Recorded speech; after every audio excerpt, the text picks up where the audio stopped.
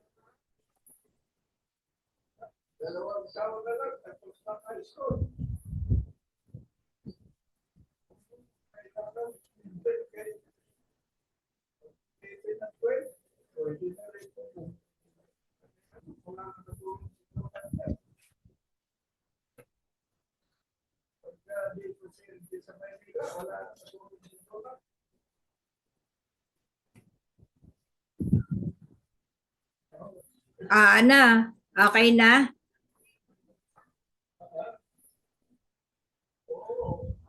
Yes po.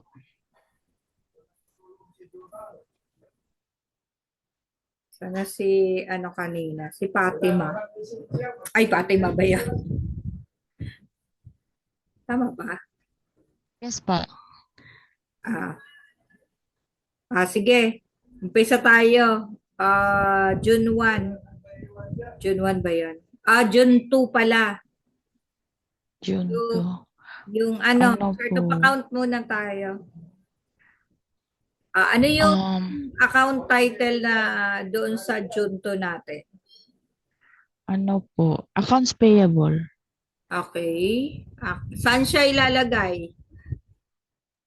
Sa may liabilities. Okay. So, accounts payable.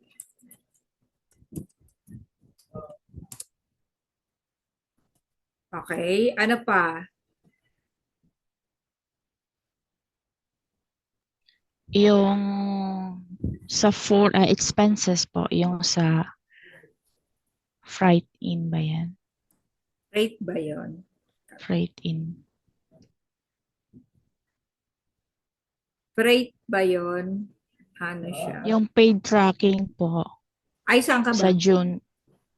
Sa ano na po, June 4. Ah, yung ano muna, dalawa kasi yung ano natin dito sa June 2 eh. Isang accounts payable at saka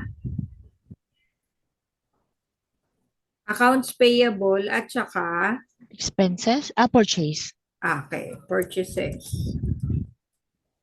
Tapos sa June 2, ah Kevin, June 2, Yes po. ah, June 2, 4 pala. June 4, paid tracking po. Ah, Sa ano po siya? Expenses po. dito, freight.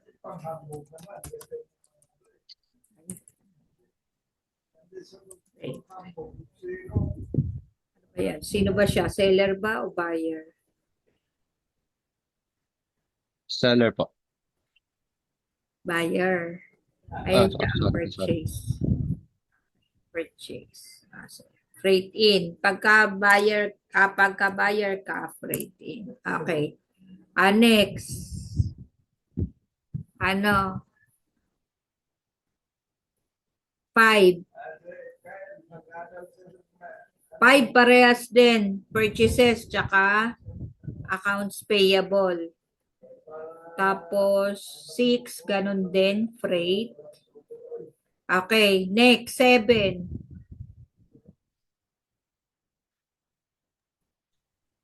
7. 7. Anong ano niya, June 7? 7.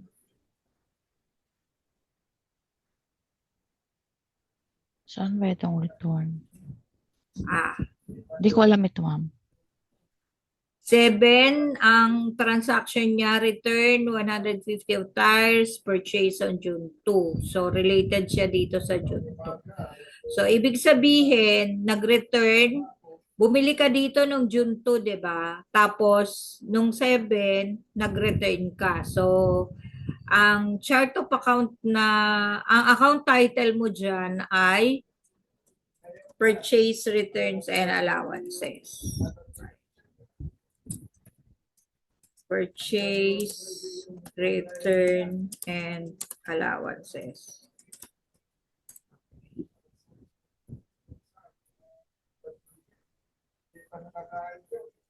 Okay, next. 11, June 11. Payment naman nung June 2. Within the discount period ba siya? So anong account title na gagamitin natin doon sa June 11? Hindi ko po masabi mo kung siya ba ay hindi siya expenses, ma'am, no? Kasi Apo. para siyang utang nung June 2. Binayaran mo na yung utang. Liabilities. Liabilities. Okay, so liability, meron na tayo accounts payable. Okay. Tapos, ano pa? So, kung nagbabayad tayo, meron tayong Credit, ma'am. Ano pa yung account title na gagamitin natin dito pag tayo ay nagbayad? Yung sa liabilities, yung discount ba yun, ma'am? Okay. So, tayo bumili nun, diba? So, ibaba natin to. So, merong purchase discount.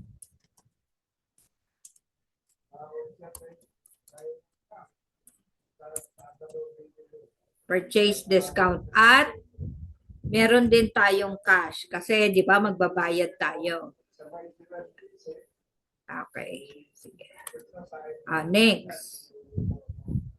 13. Di ba yung ano natin, sold 700 tires from for those purchased on June 2. The selling price was 1,000 per tire, terms 1/10, N/30. So, anong mga account title ang gagamitin natin?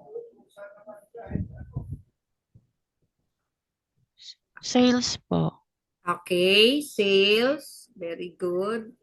Dito tayo sa revenue, sales. Ano pa? Sales revenue. Ano nga ba yun? Yung discount ulit?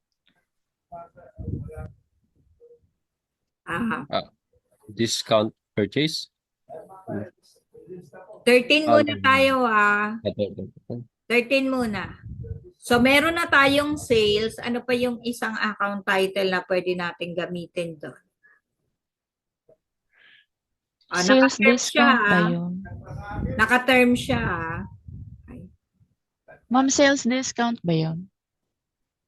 Mamaya pa yon dito sa ano natin, sa 22. Tama ba? Ay, hindi. Wala pala. Ano Di pa? ba may term? Terms. Kapag nagbenta tayo, meron tayong pautang, di ba? Anong account title ang ginagamit natin? Accounts receivable. Tama? Accounts receivable. Pautang pala ito. Pautang. So, magkasunod siya dun sa ating asset. Si accounts receivable ay asset. Okay. So, meron tayong okay, next natin.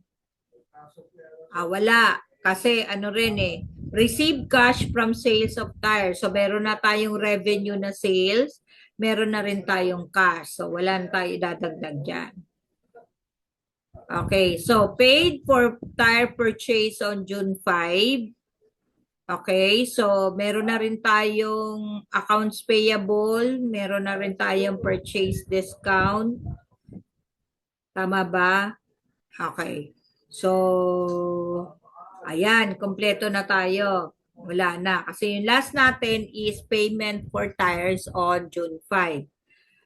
So, yung account title natin ay ito. Ito lahat ang gagamitin natin. Cash, accounts receivable, accounts payable, sales, purchases, purchase returns and allowances, purchase discount, at saka freight. Okay? Yan. So, yun yung ano natin. Okay. Account number. Anong pangalan nga nito? Sino tong ano natin? Huwag kalilimutan yung pangalan ng ginagawa natin. Anong pangalan ng ano niya? Wala. Toribio Canayan Tires. So, Toribio Canayan Tires. Ayan. Huwag niyo kakalimutan yung pangalan, yung title. Okay, sige. Account number. Maglagay na ng account number. Bala kayo kung ano ang account number. Kayo na lang maglagay kasi baka magkakaiba naman tayo. For the purpose of discussions natin, at saka yung gagamitin natin doon sa journal entries. Anong gusto niyo number dito? Ganun pa rin, 100. Sige, 100. Tapos si accounts receivable, 110. 110, ganun. Tapos si accounts payable, kasi iba na siya, di ba? Liabilities na siya. So, gawin natin 200. Yan. So, wala tayong equity. Okay? Then, sales na. Pwede natin gawing 300 to. Pwede na rin naman natin gawing 400. So, gawin muna natin siyang 300. So, wala na siyang kasunod. Wala na sales discount. Okay, so since ito ay 300 na, so panibago na tayo, purchases na. So, gawin natin siyang 400. 410. 420. And then, ito ay so, since ito ay expenses, so gawin natin 500. So, yan. Magkakaiba. Para, ano. Okay? So, pwede naman ito, kung gusto nyo ito 300, pero dapat, ang kasunod dito sa liabilities 400 na. Hindi pwedeng maging 300 ito, tapos ito ay 200. Di po, dapat chronological in order. Okay, so yan po yung mga account title na gagamitin natin for our transaction. So ganito po yung gagawin nyo upuli doon sa journal entries natin. Okay? So ito po yung itsura niya, ganyan-ganyan po. Tapos anong year natin? 2018. Tapos June. So may year na siya. 2018. So, yung page natin, depende. Kasi minsan, pag mahaba siya sa gawa nyo, bawat isang page, page 1 yon. Kapag gumamit ka na yun ng panibagong page, yun ay page 2. Kaya hindi tayo magkakatugma ng mga post reference. Kasi ako, ang ginagamit ko, halimbawa, isang journal entry lang, page 1 lang yun. Kasi nandito ako sa Excel. Pero kayo, since kayo ay nandyan sa papel, pen and paper ang ginagamit nyo, so magdidepende yon kung nakadalawang papel kayo, yung susunod ay page 2. Okay po? So magkakaiba Yes po. tayo. Pero yung itong mga ito na nakalagay, yan po ang dapat na nakalagay dyan. Okay, so anong buwan to? June 2. Okay, June.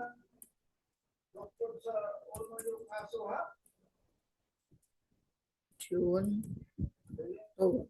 Okay.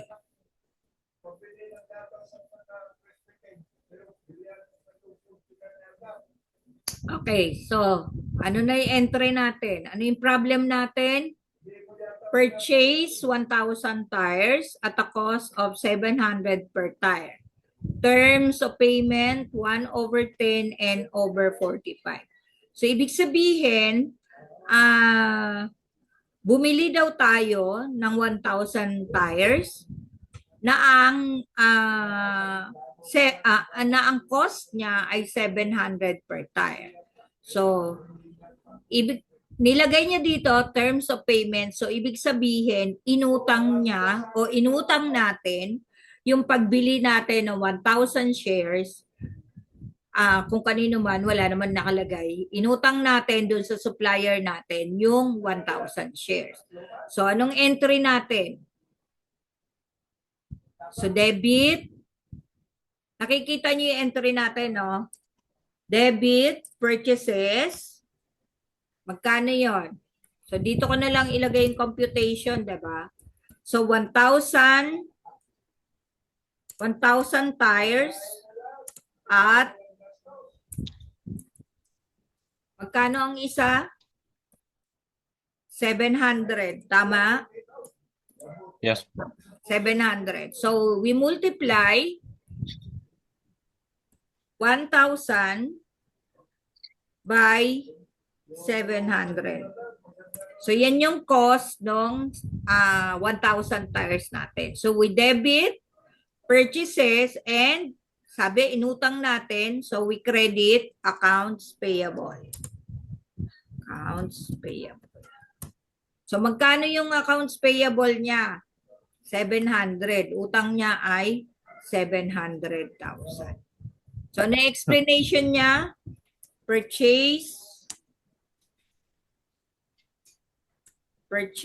tires. O, di ba tinamad ako magsulat, mag-type. Yan ang kainaman kapag ka nasa computer, di ba? Purchase tires,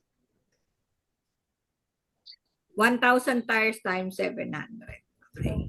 So, tinatamad magana eh. So, yan po yung explanation nyo. Kung iba yung explanation ni Kevin kay Joraline, okay lang yan. Walang problema yon. As long as this explanation is related to your transaction. Okay? Kung gusto nyo ilagay pa dyan, halimbawa, terms, ano yan? Magkano yung terms niya? 1/10 and over 25. 1/10 and over 45. Okay, so yan. Pwede mo yan ilagay. Okay po? Naintindihan po ba kung paano mag-entry kapag ka-purchases na? Yan lang po yung entry niyan. Either you credit accounts payable or cash. Depende kung ano. Tapos ang debit niya lagi po ay purchases. Pag bumili tayo ng goods. Mm-mm. Okay? Ah, sige. Next natin. Problem ay anong date yan? June 4. Sige nga, tignan natin kung kaya nang magano. Paid tracking firm 8,000 to shift the tires purchase on June 2. Okay, so nagbayad tayo sa tracking firm worth 8,000 para i-shift yung binili natin na mga gulong. So, anong entry natin? Based doon sa ating anong date nga yun? June 4. Okay. 4. Print in po. Ha? Print in. Okay. Ano yan? Debit.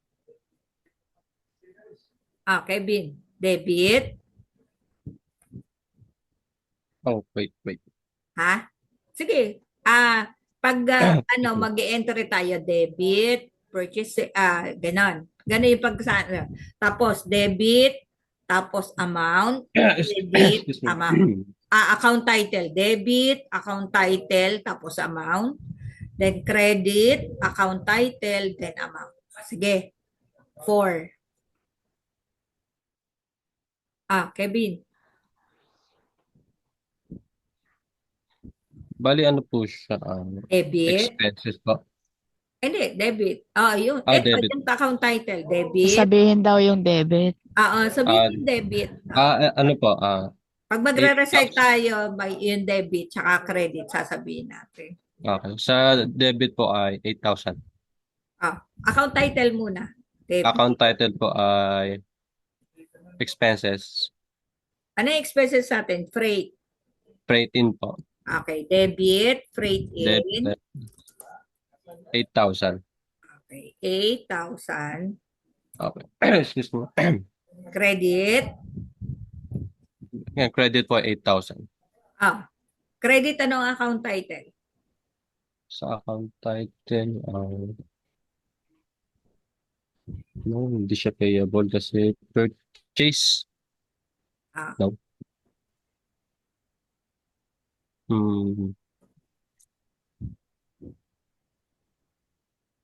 From the word paid, anong ibig sabihin nun?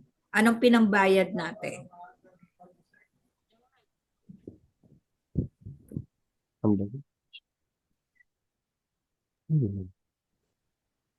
Accounts payable. Ba yun? Credit tapos accounts payable. Tama ba? Hindi, kasi ano siya eh. Sabi niya, tama ba? Kung pray-in siya, so siya ay mapupunta sa Sige. debit. Di ba nag-debit tayo? Yes po, na 8,000.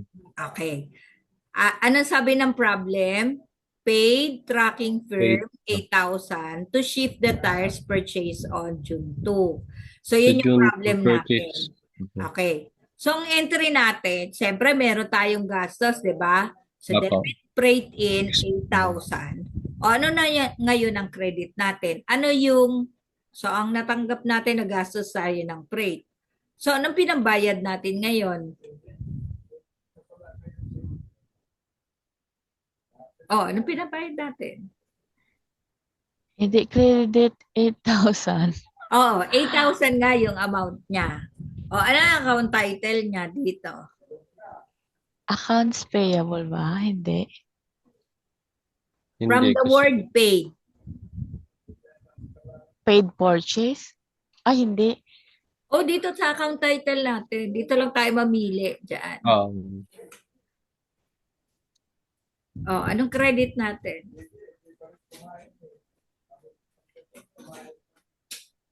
Hindi siya sales. Ano? Ano ba?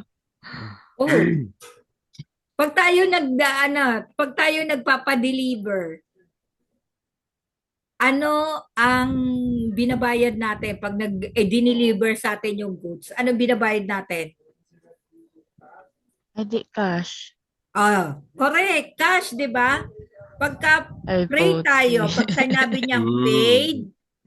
paid freight or paid tracking fee, Okay. ano Okay, yung okay. binibigay natin? So, meron tayong expense, tapos ang pinababayad natin, cash. Dito lang tayo Cash. manggagaling lagi sa account title natin. Okay, Pero so yung sa credit, expense, ma'am, lalagyan pa ba yun ng cash? Hindi na.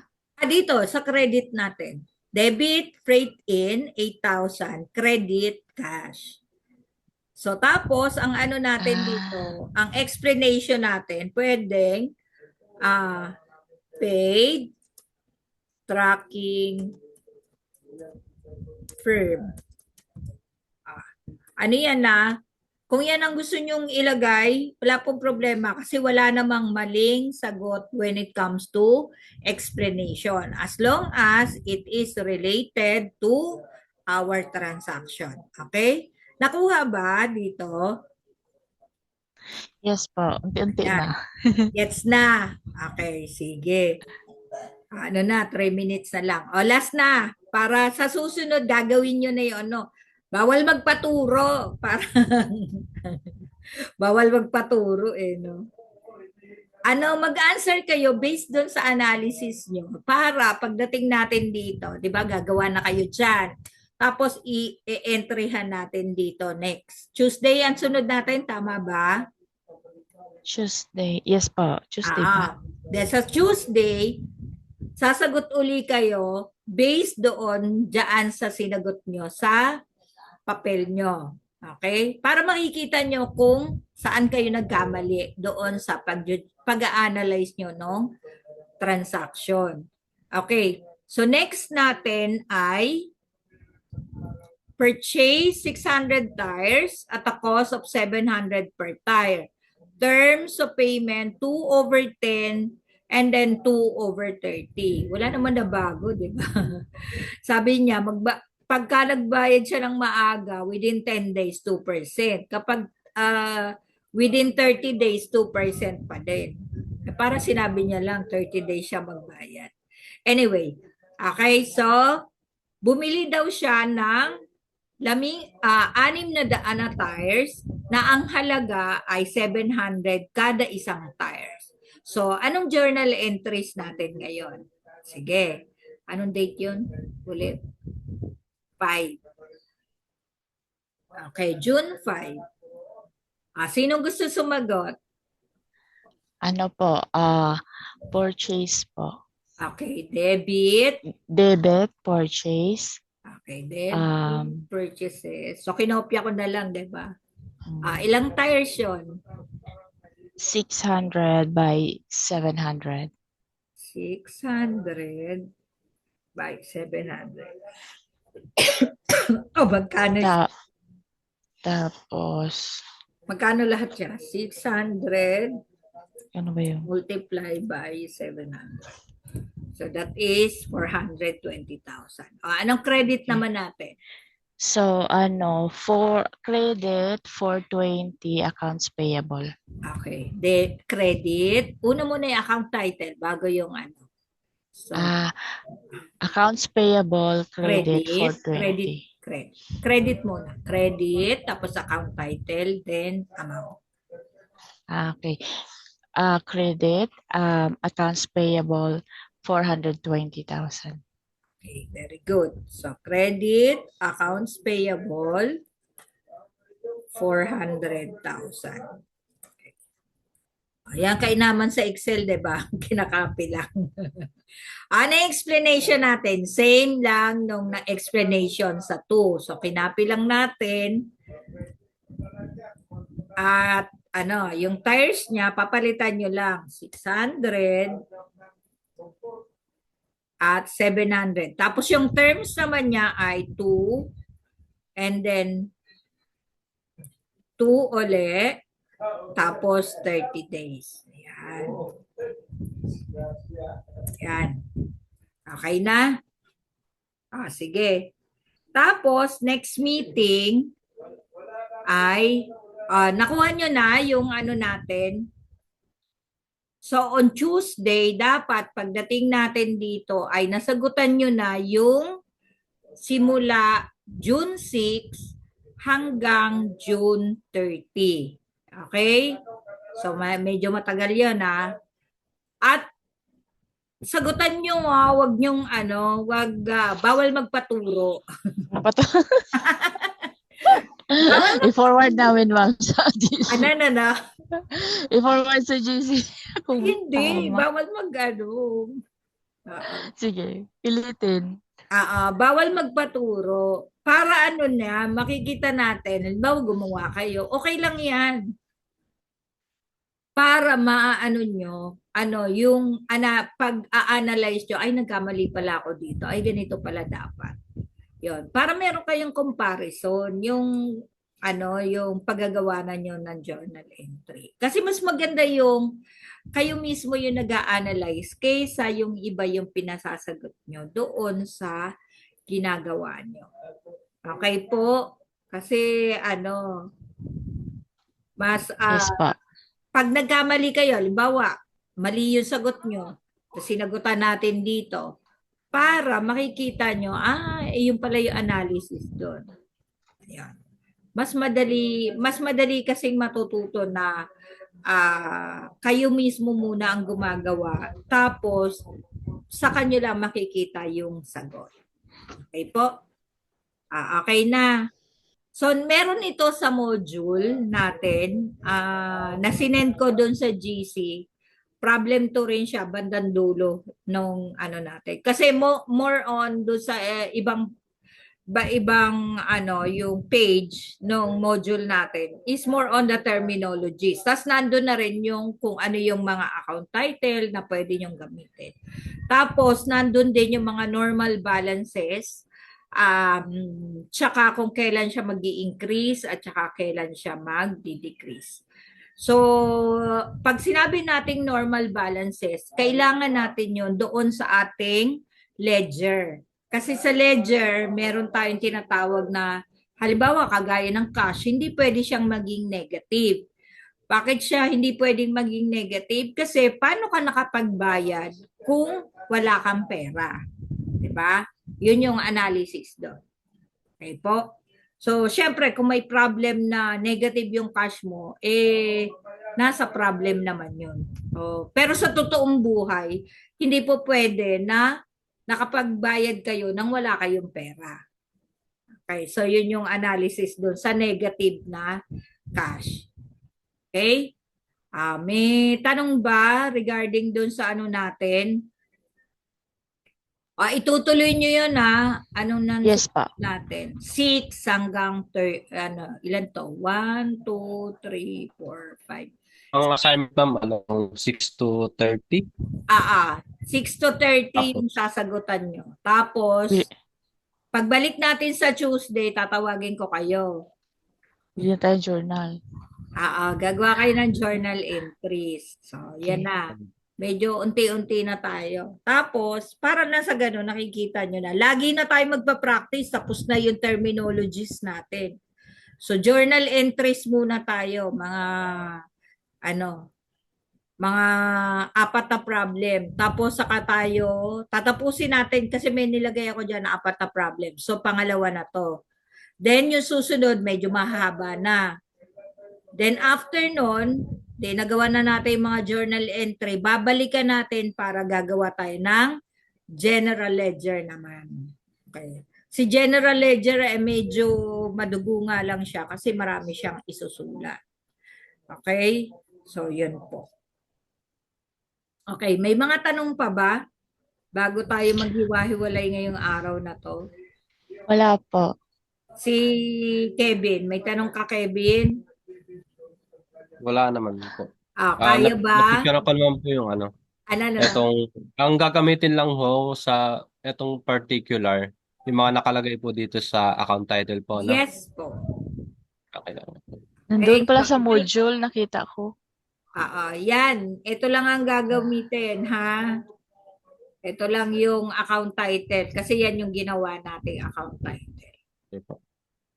Tapos yung susunod. Yung susunod kasi, yung problem 3 ay meron ng, check ko nga dito sa PowerPoint. Ay, wala na pala.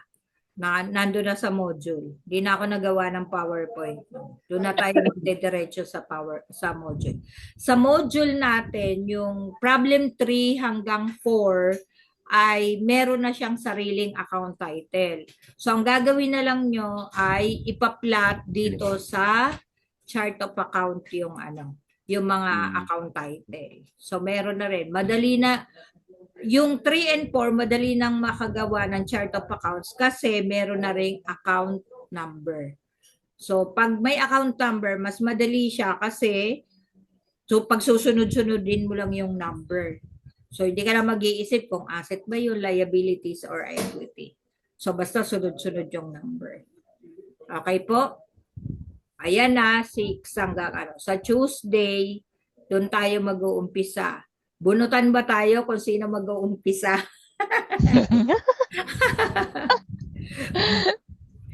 Doon na tayo Ano po? sa para gumawa lahat. Baka mamaya isasabihin ko, uuna si Joraline. Tapos, yun lang ang gagawin niya kasi yun lang yung number na niya. Na ilang number ba to? Grabe 1, yun. 2, 3, 4, 5, 6. O, tigta 3. Pero dapat sinagutan nyo lahat. Hindi ko sinabi tigta 3. 3 lang talaga yung sasagutan nyo. Sagutan nyo lahat. Okay po? Yes pa. Yes pa. May tanong pa? Ma'am, Wala na po, ma'am. kasi kung yung assignment to, siguro i-share na rin yung problem sa group. Nasa siya? Nasa, to? Nandun siya sa module na sinend ko.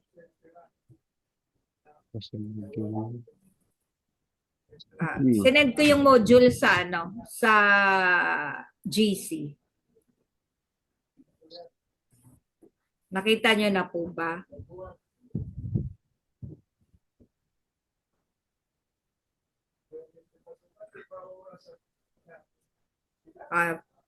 Nakita nyo po doon sa na-share ko. Problem 2? Apo, problem 2 po yung sasagutan natin. Kasi tapos na natin yung problem 1. Ma'am, ang nakalagay dito, problem 3 agad. Walang 2. Ha? Opo. Meron. Ito, problem 1, yung transaction. Tapos problem 3, merchandising, transaction. Wala pong problem 2. Wait lang Check ko nga. Bakit wala?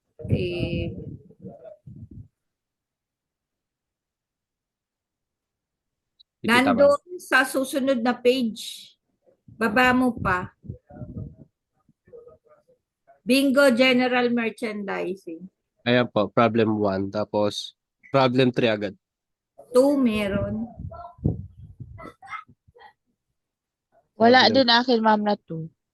Wala, ma'am. Problem 3 agad, ma'am. Wala sa baba nung sales transaction tapos problem 2. Meron ako dito